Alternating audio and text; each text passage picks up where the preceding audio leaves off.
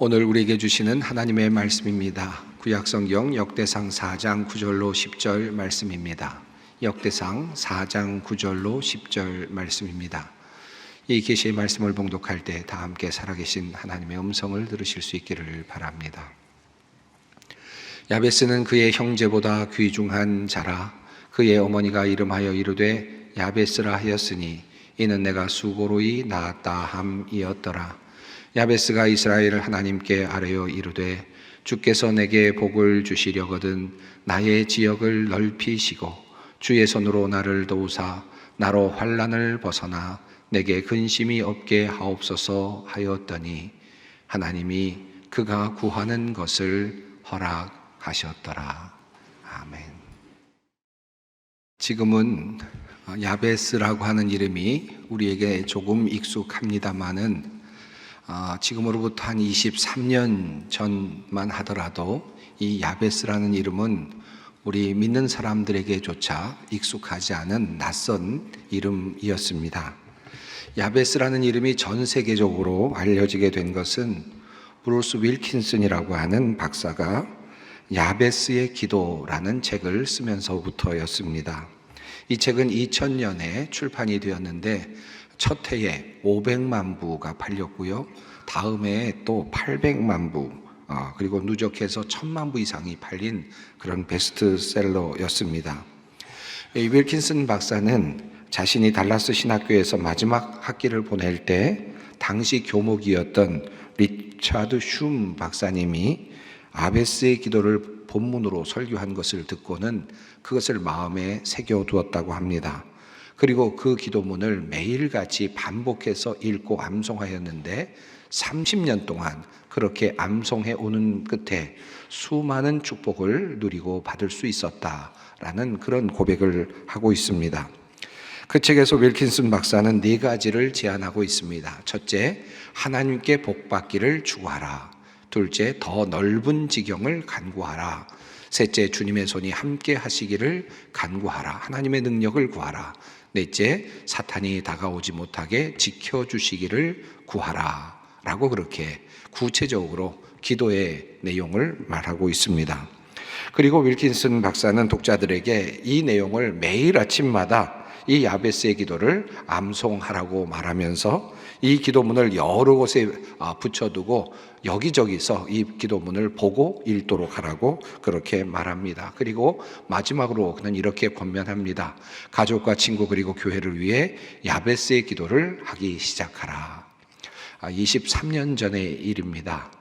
그때 이후로 야베스의 기도를 읽고 수많은 분들이 야베스의 기도를 함께 했던, 야베스 기도의 광풍이 일었던 그런 기억이 있습니다. 아마 여러분도 지금까지 또 야베스의 기도를 붙잡고 기도하시는 분들이 많이 있으리라고 생각합니다.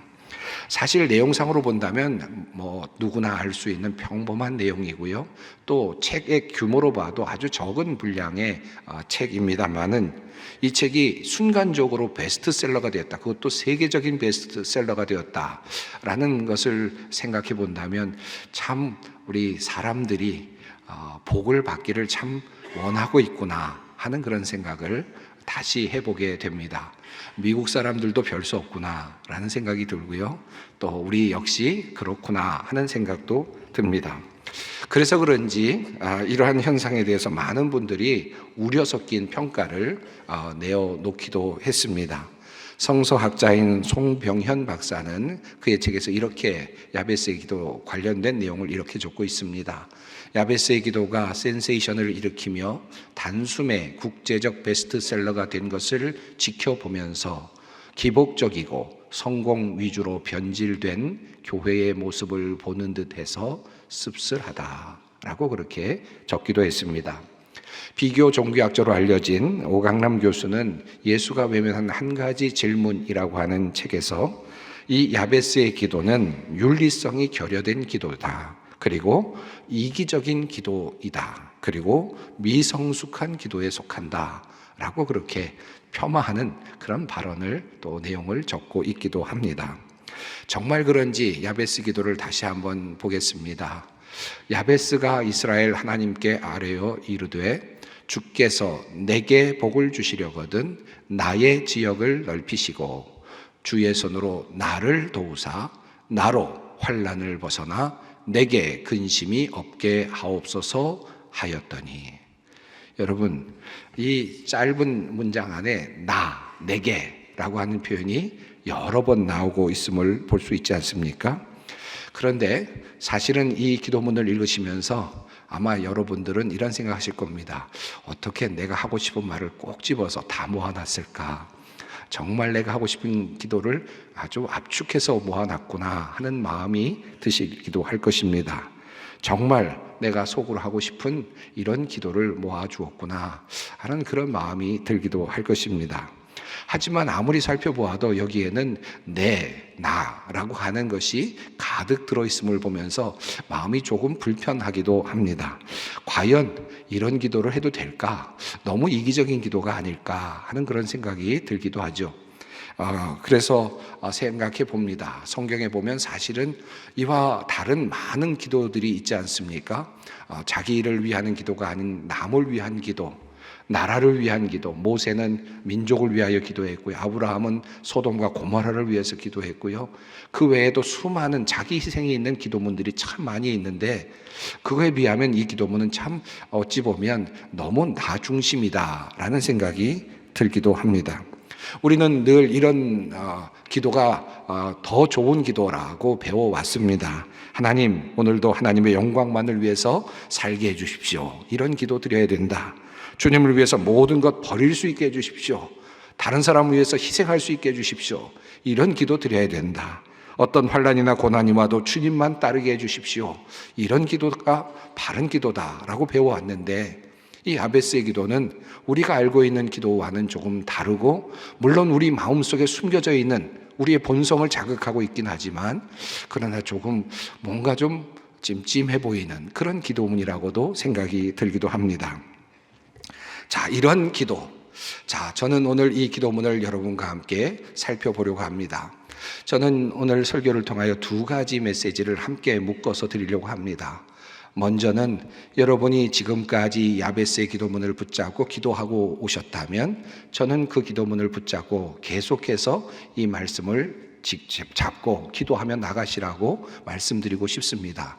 그런데 그렇지 않은 분들이 있었다면 어쩐지 이 말씀은, 이 기도문은 나에게는 맞지 않아, 나는 이런 기도할 수 없지 라고 생각하는 분들이 있었다면 오늘 설교 말씀을 통해서 이 말씀의 속뜻이 무엇인지를 조금 더 깊이 알게 되고 이 말씀을 근거로 해서 이 기도를 드릴 수 있게 되기를 바라는 마음이 있습니다.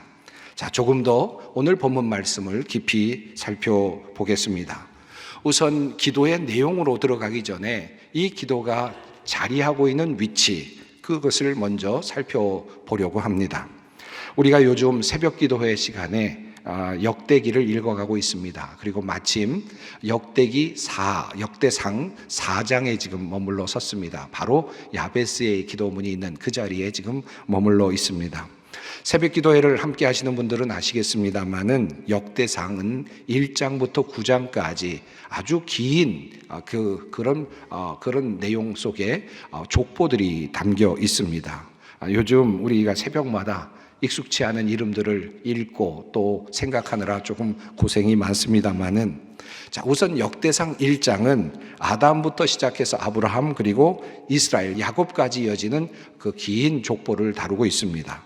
그리고 역대상 2장은 이스라엘의 족보, 그러니까 야곱 이후에 있는 생겨난 12지파에 대한 내용을 시작하면서 제일 먼저 유다 지파에 대한 내용을 소개하고 있습니다.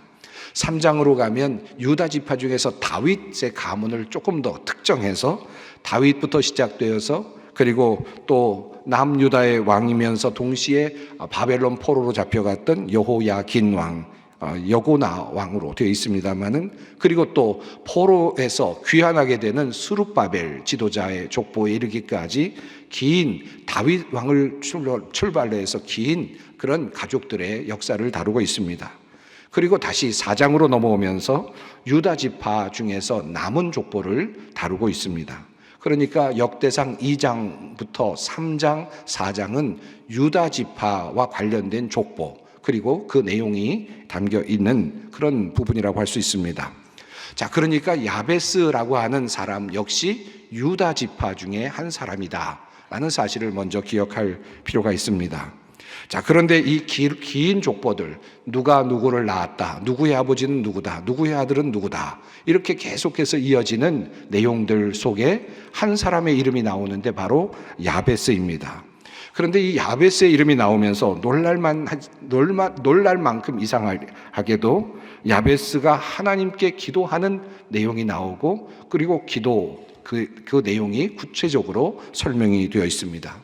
그리고 다시 아무 일이 없었다는 듯이 족보가 이어지고 있습니다. 아주 특별한 자리에 이 내용이 숨어 있습니다. 왜 갑자기 족보가 이어지던 중에 이 자리에 특별히 유다 지파를 지금 설명하고 있는 바로 그 자리에 이 내용이 들어있을까 하는 의문을 가지고 본문을 살펴볼 필요가 있습니다. 그리고 또 한 가지, 이 본문을 이해하기 위해서 한 가지 또다시 유념해 둘 필요가 있는 것이 있는데, 그것은 바로 이 역대기서는 바벨론 포로로 잡혀갔던 남유다의 백성들이 포로에서 귀환을 하면서 그들이 다시 자신이 누구인가를 생각하면서 그 역사를 다시 쓰고 있는 책이다라고 하는 사실입니다. 당시 이 책을 읽고 있는 독자들은 바벨론 포로 생활을 모두 마치고 이제 처량한 모습으로 고향 땅으로 돌아가고 있는 바로 그 사람들이다라는 말씀입니다. 그들은 이제 예루살렘 땅으로 돌아오고 있는 것이죠. 이것이 바로 이 책을 읽는 독자들의 모습이라고 할 수 있겠습니다. 그리고 이 역사를 지금 쓰고 있는 사람들의 모습이라고도 할 수 있겠습니다. 야베스의 기도문이 있는 바로 앞의 내용들을 보면 역시 족보들이 이어지고 있는데, 이 족보들은 지명과 인명이 동시에 이렇게 하나로 연결되어서 나타나고 있는 것을 보게 됩니다. 즉 사람 이름이면서 동시에 지역 이름이라는 뜻입니다. 드고아의 아버지, 베들레헴의 아버지 누구, 그돌의 아버지 누구, 분우엘과 후사의 아버지 누구와 같은 방식으로 설명이 되어 있습니다. 다 이것은 예루살렘 주변 지역에 있는 작은 성읍들을 표시하고 있습니다. 다시 말하면 유다의 지파는 예루살렘을 중심으로 베들레헴 지역과 그 모든 지역에 여러 곳에 흩어져 살고 있었다라는 사실을 알려주고 있는 것이죠. 그리고 이제 그것을 읽고 있는 독자들은 무엇을 생각하겠습니까? 지금 멀리 바벨론에서 잡혀 있다가 고향 땅으로 돌아오는데 바로 그 땅은 우리의 선조들이 차지하고 있었던 그 땅이다 라는 사실을 족보가 알려주고 있는 것이었습니다. 자, 우리는 이 단계에서 한 가지, 야베스의 기도의 내용 중에 한 가지를 먼저 살펴볼 수 있을 것입니다. 야베스가 한 기도 중에 이런 내용이 있습니다. 나의 지역을 넓히시고 라는 내용이죠. 나의 지역을 넓히시고 라는 이 기도문을 읽을 때마다 우리는 굉장히 큰 것을 생각할 때가 많습니다. 나의 지경이 무한대로 넓어지고 광야와 같이, 그리고 정말 넓은 평원과 같이 그렇게 넓어지는 그런 꿈을 꾸기도 합니다. 그런데 사실 이 말씀을 읽고 있는 독자들, 다시 말하면 바벨론에서 포로로 생활을 하다가 이제 예루살렘 땅으로 돌아오고 있는 사람들에게 이 야베스의 기도의 내용은 어떤 의미였을까를 생각해 볼 필요가 있습니다. 지금 그들은 예루살렘으로 돌아가고 있습니다. 하지만 그곳에는 70여 년 이상 이미 그곳에 살고 있는 정착민들이 있습니다. 이방인들이죠. 이제 그들 틈에 함께 가서 살아야 합니다. 그리고 조금씩 그들을 몰아내야만 합니다. 하나님께서 주셨던 그 예루살렘 성을 회복해야 되고, 베들레헴 땅을 회복해야 되고, 그리고 모든 한 곳 한 곳들을 이제 하나님께서 주신 땅으로 만들어 가야만 합니다. 다시 말하면 그들이 살고 있는, 다른 민족이 살고 있는 그 땅에 비집고 들어가야 한다는 말씀입니다. 참으로 어려운 일입니다. 바로 그들은 이 야베스의 기도를 읽으면서 아마도 이런 탄원을 하고 있지 않았을까 하는 생각이 듭니다. 하나님, 나의 지역을 넓혀 주십시오. 이 말의 뜻은 광대하고 위대한 땅을 구하는 의미라기보다는 사실은 지금 그들이 들어가고 있는 그 땅, 하나님께서 그들에게 주셨던 바로 그 땅을 다시 찾게 해달라라고 하는 탄원의 기도로 볼 수 있습니다. 웅대하고 야심찬 그런 기도가 아니라 고향 땅으로 돌아가서 땅을 조금씩 차지하게 해달라고 하는 그러한 어쩌면 소박한 그런 기도가 될 수도 있겠습니다. 그들은 광활한 평야로 나아가지 않았습니다. 새로운 땅을 찾아서 어떤 곳으로 가지도 않았습니다.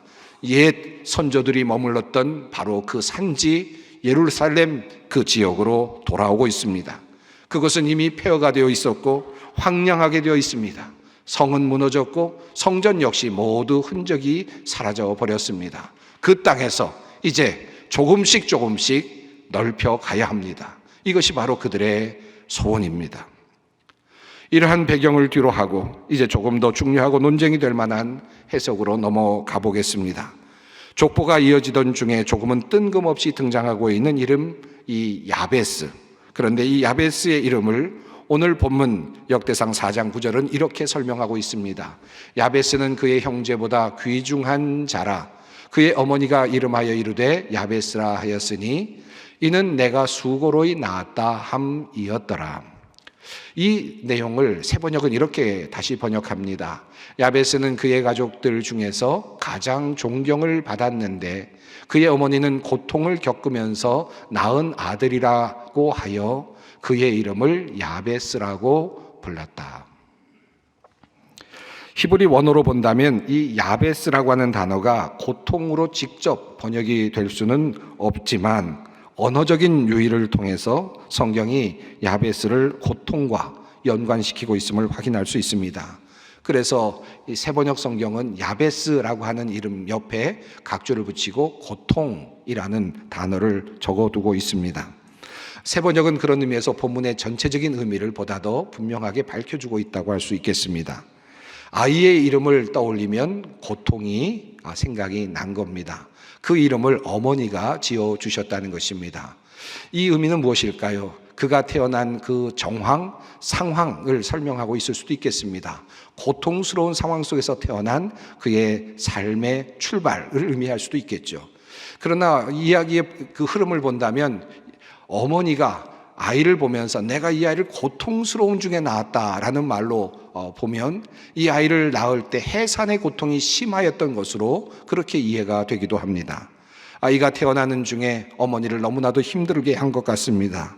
정말 힘겨운 고비를 넘기면서 아이를 낳았을 가능성이 있습니다. 그래서 내가 너를 낳을 때 너무나도 고통스러웠다 라는 의미를 담아서 이 아이의 이름을 야베스라고 그렇게 불렀다는 것입니다. 자, 그런데 이 야베스가 어머니에게 고통을 주면서 태어난 이 야베스는 하나님께 이렇게 기도합니다. 주님의 손으로 나를 도우시어 불행을 막아주시고 고통을 받지 않게 하여 주십시오. 이렇게 기도를 합니다. 제가 지금 본문을 세번역 본문으로 읽었습니다. 그렇게 읽어드린 이유는 개정개혁판이 이 고통이라는 단어를 보다 명료하게 드러내고 있지 못하기 때문입니다. 개정개혁판은 이렇게 되어 있습니다. 주의 손으로 나를 도우사 나로 환난을 벗어나 내게 근심이 없게 하옵소서 하였더니, 여기 근심이 없게 하옵소서라고 하는 단어가 원래 히브리어로 본다면 고통을 상징하는 그 단어로 되어 있습니다. 다시 말하면 앞에 어머니가 고통스럽게 아이를 낳았다라고 하는데 사용되는 히브리어 단어와 야베스가 기도하는 중에 내가 고통을 받지 않게 해주십시오라고 하는 말에서 사용되는 이 단어가 똑같은 어원 가지고 있는 야차부에서 온 단어들입니다. 자, 그러니까 히브리어로 이 본문을 읽게 되면 고통 중에 태어난 아이, 엄마에게 고통을 주면서 태어난 아이, 이 야베스. 그런데 그는 기도하기를 나는 고통을 받지 않으며 살게 해주십시오 라고 기도를 하고 있다는 것입니다. 고통이라는 단어와 연결을 한다면 이렇게 되는데, 이렇게 본다면 조금은 어색한 연결이 된다라는 생각이 듭니다. 그렇지 않습니까? 자기 자신은 태어날 때 어머니에게 그렇게 고통을 드렸는데, 그런데 자기 자신은 이제 정작 하나님께 기도하기를 나는 고통을 받지 않는 삶을 살게 해주십시오. 너무 정말 이기적이다 라는 생각이 드는 그런 느낌이 들지 않습니까? 자, 여기서부터 조금 더 어려운 이야기를 해보겠습니다. 번역상의 문제를 조금 이야기하겠습니다. 분명히 성경은 야베스가 하나님께 나를 도우시어 불행을 막아주시고 고통을 받지 않게 하여 주십시오 라고 기도했다고 번역하고 있습니다. 사실 대부분의 성경이 같은 번역의 틀을 따라가고 있습니다. 그런데 히브리어 본문을 보면, 원문을 보면 또 다른 해석의 가능성이 열려 있습니다. 히브리어의 문자적 의미에서 원문을 보면 부정사의 1인칭으로 붙어 있는데 그곳에 목적어가 사실은 없습니다. 일반적으로 그래서 자신이 고통을 당하지 않는 것으로 그렇게 이해를 하고 번역을 합니다마는 또 그래서 동시에 주격으로 해석을 할 수도 있다는 학자들의 입장이 있습니다. 자, 그렇게 한다면 어떻게 이 본문이 읽힐 수 있을까요?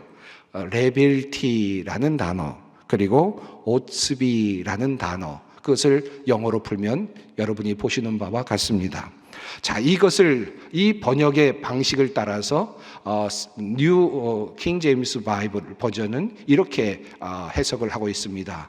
You would keep me from evil. 다시 말하면 악에서 구하소서, 악으로부터 나를 지켜주소서, that I may not cause pain. 그리하여 다른 이에게 더 이상 고통을 주지 않게 해 주소서. 자, 이렇게 읽게 되면 상당히 다른 느낌으로 다가옵니다. 자, 앞서 그가 어머니에게 고통을 주며 태어난 사건과 그의 기도가 자연스럽게 연결이 되죠. 그리고 의미가 통하게 됩니다. 자, 이런 관점에서 본다면 그는 이렇게 기도하고 있는 것이라 할 수 있겠습니다. 하나님, 저는 태어날 때 다른 사람에게 고통을 주며 태어난 존재입니다. 나는 고통을 유발하는 존재였습니다. 저는 저를 낳아주신 어머니께 고통을 주는 존재였습니다. 그러나 이제 주님께 빕니다. 이제부터는 제가 누구에게든지 고통을 주는 존재가 되지 않게 해 주십시오. 여러분, 내가 고통을 받지 않게 해 주십시오라는 해석도 참 좋잖아요. 그런데 동시에 내가 다른 사람에게 고통을 주지 않는 존재가 되게 해 주십시오라는 해석도 참 좋지 않습니까? 저는 내가 고통을 주지 않는 존재로 되었으면 좋겠습니다라는 기도로 해석하는 것이 더 저의 마음에 사실은 와 닿습니다. 이것은 이스라엘과의 관점에서 볼 때도 굉장히 의미가 있습니다. 이스라엘 백성들은 그동안 어떤 존재였습니까? 하나님께서 이스라엘 백성을 낳지 않았습니까? 하나님께서 이스라엘 백성들을 자녀 삼지 않았습니까? 아버지이고 어머니이십니다. 자, 그런데 그들은 어떻게 했습니까? 하나님을 고통스럽게 하는 존재였습니다. 하나님만을 섬기라고 하나님의 백성으로 만들어 주었는데 그들은 하나님을 섬기지 않았고 바알을 섬기고 아세라를 섬겼습니다. 결국은 포로로 잡혀가는 심판을 당하게 되었습니다. 그것은 영적인 부모인 하나님에게는 고통스러운 일이었습니다. 자, 이제 하나님께서 그 심판의 시간을 이제 멈추시고 그들을 이제 포로에서 풀려나게 하시고 그리고 예루살렘으로 돌아가게 하십니다. 자, 그런데 야베스의 기도를 통해서 그들은 이렇게 기도하는 것 같이 보입니다. 하나님, 저희가 전에는 하나님께 고통을 드리는 자녀들이었습니다.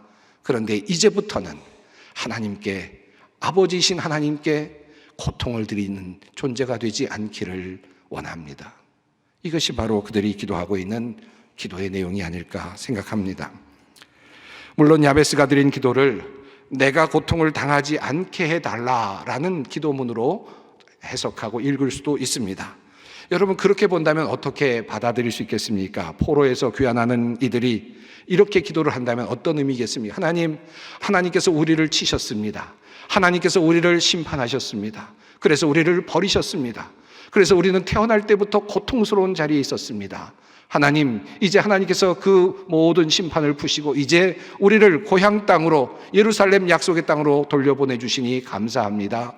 하나님, 그러나 빕니다. 이제부터는 우리가 이 고통을 당하지 않도록 해 주십시오.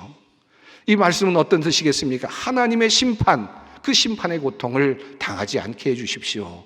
그런 의미로 받아들일 수 있을 것입니다. 어떻게 해서든지 중요한 것은 그들이 지금 포로로 잡혀있는 상황 속에서 이제 고향으로 돌아오면서 이 야베스의 기도문을 읽고 있다라는 것입니다. 자, 그리고 또 한 가지를 살펴보겠습니다. 주의 손으로 나를 도우사라고 하는 내용입니다. 우리는 얼마든지 이런 기도를 드릴 수 있죠. 우리는 그리고 정말 자주 이런 기도를 주님께 드리곤 합니다. 주님의 손으로 나를 도와주십시오. 하나님의 손이 나에게 임하기를 원합니다. 이런 기도를 종종 드립니다. 하지만 이 일상적인 것 같이 보이는 이 기도문은 야베스의 기도에서는 매우 중요한 의미를 가지고 있습니다. 지금 야베스의 족보가 어디에 놓여 있다고 말씀을 드렸습니까? 유다 지파 안에 들어있다라고 말씀을 드렸습니다. 자, 그렇다면 유다 지파는 하나님께 어떤 축복을 받았을까요? 창세기 49장을 보면 유다의 아버지인 야곱이 그의 아들 유다에게 축복하는 내용이 있습니다. 이 내용은 이렇습니다. 유다야, 너는 내 형제의 찬송이 될지라. 내 손이 내 원수의 목을 잡을 것이요 내 아버지의 아들들이 내 앞에서 절하리로다. 그리고 이어지는 내용은 이렇습니다. 너는 움킨 것을 찢고 올라갔도다. 여러분, 어떤 이미지가 느껴지십니까? 손의 이미지가 느껴지죠. 너의 손이 원수들의 목을 잡을 것이다. 그리고 움킨 것을 잡고 위로 올라갈 것이다. 이것이 바로 유다가 받은 축복이었습니다. 얼마나 멋진 축복이었습니까? 과연 그렇듯이 유다 지파는 정말 맹렬한 용사였습니다. 그리고 훌륭한 전투사였습니다. 움킨 것을 찢고 올라가는 축복이 그들에게 있었습니다. 유다를 통하여 장군들이 나왔고 왕이 배출되었습니다. 다윗 왕이, 솔로몬 왕이 배출되었습니다. 정말 훌륭한 일이 일어났습니다. 자, 그러나 후에 어떤 일이 일어났습니까? 그들은 온전히 하나님을 섬기지 못하게 되었고 결국 포로로 잡혀가게 되었습니다. 그들이 그렇게 힘있게 사용하던 그 손에는 밧줄이 묶였고 그리고 포로로 잡혀가서 그들은 노동을 하는 신세가 되고 말았습니다. 그들에게 더 이상 손의 능력이 사라지고 말았습니다. 자, 이러한 유다 지파, 그런데 이 유다 지파 중에 한 사람 야베스가 기도한 내용이 족보에 나오고 있습니다. 하나님, 이제는 주의 손으로 종을 도와주십시오. 주의 손으로 나를 도우사.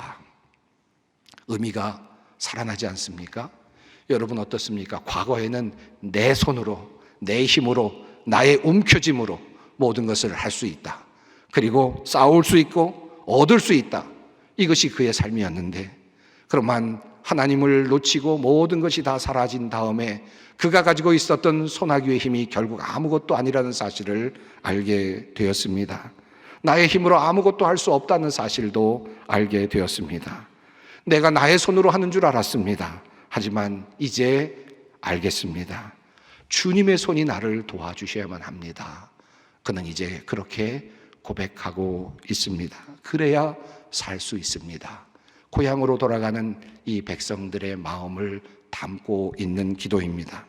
그래서 야베스는 기도의 서두에 이렇게 기도합니다. 나에게 복의 복을 더해 주십시오. 주님의 손으로 나를 도와주십시오. 여기서 나에게 복의 복을 더해 주십시오라는 말은 그런 지금까지의 이야기의 관점에서 본다면 나의 힘으로 하는 것이 아니라 결국 하나님께서 도와주셔야만 모든 것이 가능합니다 라고 하는 고백인 것입니다. 기복적인 것이 아니라 모든 사람들을 누르고 올라가겠다는 것이 아니라 하나님이 없이는, 하나님의 도우심이 없이는, 하나님의 복이 아니고는 그 어떤 것도 이룰 수 없다는 사실을 지금 그가 고백하고 있는 것이라 할 수 있습니다. 야베스가 기도하는 기도의 장면의 첫 부분에 나오는 내용이 있지 않습니까? 10절에 야베스가 이스라엘 하나님께 아뢰어 라는 말씀도 우리가 깊이 볼 필요가 있습니다. 아주 평범한 이야기 같습니다. 이스라엘의 하나님께 아뢰었다. 여러분, 그러나 그들의 역사를 보면 어땠습니까? 하나님만을 바라보면서 하나님께만 제사를 드리고 하나님께 아뢰어야만 했던 이스라엘 백성들이 다윗 이후에, 그리고 솔로몬 이후에, 그리고 르호보암 이후에 수많은 왕들 사이에서 수많은 다른 이방신들을 섬기는 일로 바뀌고 말았습니다. 바알을 섬기고 아세라를 섬기고 그리고 각종 이방신들을 섬기다가 결국 하나님의 진노를 받아서 포로로 잡혀가는 일이 일어나고 말았습니다. 이제 그들은 돌아옵니다. 예루살렘으로 돌아옵니다. 그리고 이제 그들은 분명합니다. 다른 어떤 신이 아닙니다. 아세라의 신도 아니고 그리고 바알 신도 아닙니다. 오직 하나님, 이스라엘의 하나님, 그분께 아뢰고 있습니다. 그분이 우리에게 복을 주셔야 한다. 그분이 우리에게 손을 내밀어 도와주셔야 한다. 이것이 지금 그의 고백이라고 할 수 있겠습니다. 결국 야베스는 주님의 복을 구합니다. 그리고 주님의 손길을 구하고 있습니다. 사랑하는 성도 여러분, 오늘 저는 이 설교를 드리면서 두 가지 의미를 담았습니다. 지금까지 그저 편안한 마음으로 야베스의 기도를 마음에 품고 기도하고 계시는 분이 계시다면 그대로 기도하며 말씀을 붙잡고 나아가십시오. 그런데 이 야베스의 기도가 조금 나의 마음에 불편했다, 이기적인 기도 같아서 하기가 좀 힘들었다라는 분이 계신다면 오늘 말씀을 통해서 다시 한번 이 야베스의 기도의 본뜻을 마음에 헤아릴 수 있었으면 좋겠습니다. 그리고 이 기도 말씀을 여러분의 마음에 품을 수 있기를 바랍니다. 분명한 것은 야베스가 이렇게 기도하였을 때 성경은 그 기도를 주님께서 들어주셨다고 말씀합니다. 성경은 말합니다. 하나님께서 그가 구한 것을 이루어 주셨다. 기도하겠습니다. 하나님, 오늘 야베스의 기도를 통하여 우리가 기도해야 할 바를 배웁니다. 하나님, 우리는 하나님께서 내려주시는 복을 구합니다. 하나님의 손이 나를 도우시기를 간구합니다. 우리가 머물러야 할 땅을 주시고 하나님께 더 이상 고통을 드리지 않는 자녀로, 주님께 기쁨을 드리는 자녀로 살게 하옵소서. 예수님의 이름으로 기도드립니다. 아멘.